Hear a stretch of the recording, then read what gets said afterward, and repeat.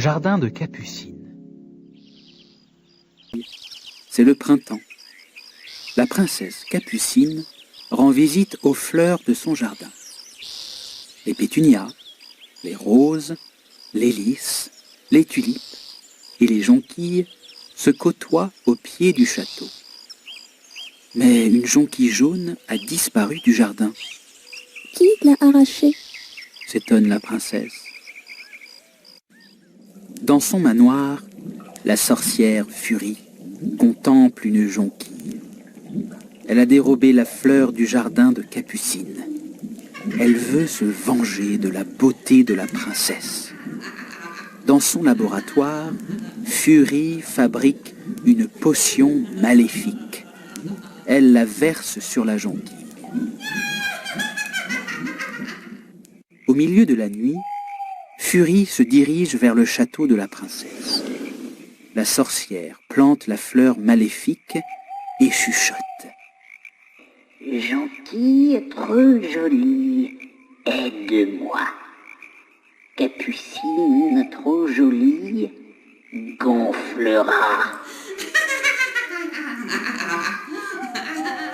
Furie piétine toutes les autres plantes, enfourche son balai et s'envole. Dès l'aube, la princesse vient arroser son jardin. Mais malheur, les fleurs ont été piétinées. Seule une jonquille est encore debout. La princesse l'aperçoit, elle aime son odeur. Cette odeur l'attire de plus en plus. La princesse ferme les yeux, elle colle son nez à la fleur et respire fort. Ouvrant les yeux, Capucine voit ses narines enflées. Le lendemain, la princesse continue à gonfler et s'envole comme un ballon. Heureusement, ses deux laquais avaient une corde. Ils ont attaché Capucine à la porte du château. À cheval, le prince Léonard aperçoit Capucine dans les nuages. Il galope à sa rencontre. Le prince trouve une plume dans le jardin. C'est la plume du chapeau de Furie. Léonard pénètre dans le manoir.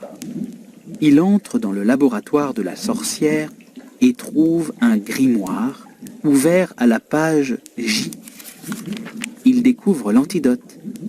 Une feuille de menthe et un pétale de mélite annulent le mauvais sort.